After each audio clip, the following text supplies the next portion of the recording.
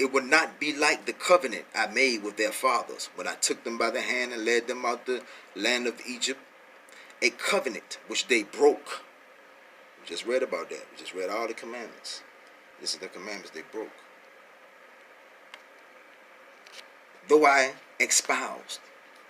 Stop.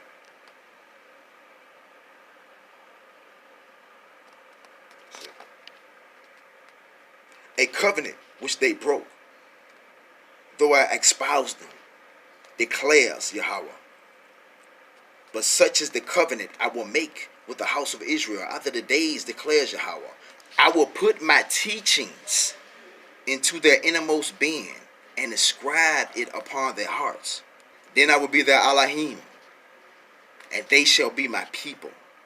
No longer will they need to teach one another and say to one another, heed to Yahawah. For all of them, from the least of them to the greatest, shall heed to me, declares Yahawah. And this is the new covenant.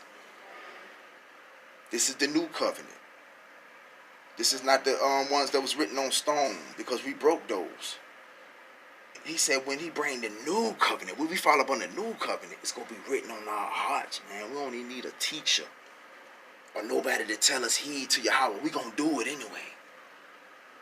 And you going to know those who got the new covenant on their heart, because guess what? They go obey what we spoke of earlier, being obedient. They go obey automatically, because the new covenant is subscribed upon their hearts. Oh man, it's getting exciting. It's getting exciting. Let's go. Let's go. Let's go. Let's go to the Habrit HaKadosh of the new covenant here. The new covenant scriptures. And we're going to go to Matthew. And we know what Matthew is in language. We learned that in the earlier teachings. Somebody tell me what he is. Just in the language is Matata Yahweh. Let's go to Matthew chapter 5, verse 17 through 20, if you will. And it reads, now this is Yahawah speaking. Okay? This is Yahawah speaking. The word of Yahawah. The Mashiach. Or the Hamashiach. Hamashiach. The anointed. Who obeyed the Torah. Who did everything the Torah said do. This is Yahawah speaking. The very word of Yahawah. Amen? Amen.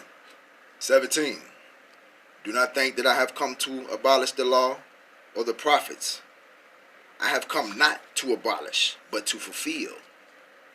You see that? He ain't come to get rid of the law, man. He come to fulfill it. To show you how to walk it. Because we couldn't do it. Amen? 18.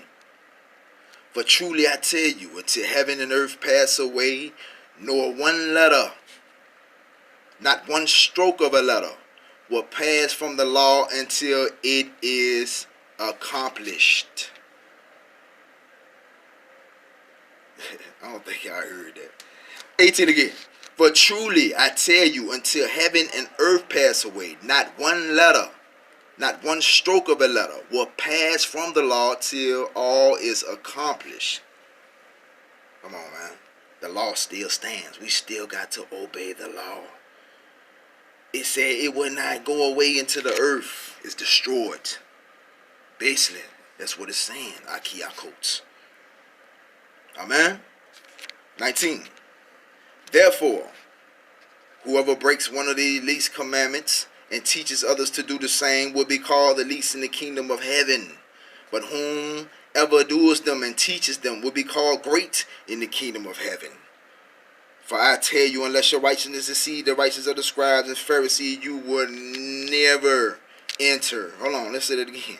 For I tell you, unless your righteousness exceeds that of the scribes and Pharisees, you will never, you see that? That's an important word right there. Enter the kingdom of heaven.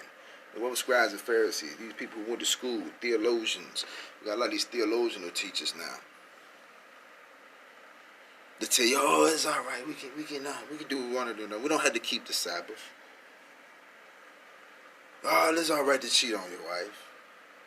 Oh, it's all right to do this. But it's not.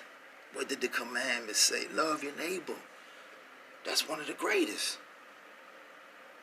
That's one of the greatest. Amen. So we got to exceed the righteousness of these theologian teachers and these people with doctrines who know how to use words and throw big words around, man. It's not about that. It's about what? Keeping the commandments of Yahawah. He said they will not pass until heaven and earth is gone, until everything is over with, until this place is destroyed. It look like the earth's still moving to me. So it's telling us, brothers and sisters, we need to keep his commandments. And this is Yahawah speaking, the very word of Yahawah. Amen. And we're going to end it off with John 14, verse 15 through 21. And what's John in the Hebrew tongue? Everybody want to know. John's name in the Hebrew tongue is Yahawah. Yahawah, chapter 14.